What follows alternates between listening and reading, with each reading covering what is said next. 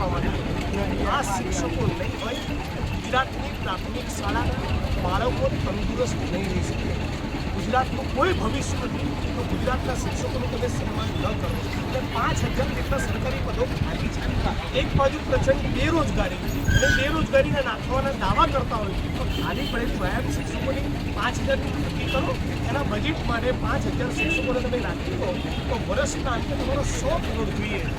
3,70,000 કરોડના બજેટમાંથી કરવા માટે કરોડો રૂપિયા છે. શિક્ષકોનો સંખ્યામાં 100 કરોડ નથી. તો હું આ તમામ શિક્ષકો બતાવી દેવું છું કે નો નોકરી નો ઓલિમ્પિક. આ રાજ્યની સરકાર ઓલિમ્પિક કરવો હોય તેમ સહાયકોની વ્યાયામ શિક્ષકોની વાત સાંભળવી જ પડશે.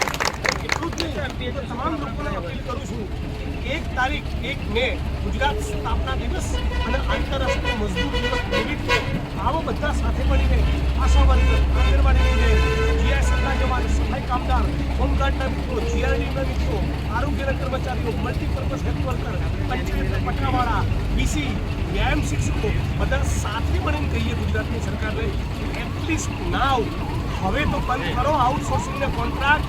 જરા લાજો 25 વર્ષથી કર્મચારીઓનો ગુજરાતના લૂંટ્યો હવે તો જરા સુધરો.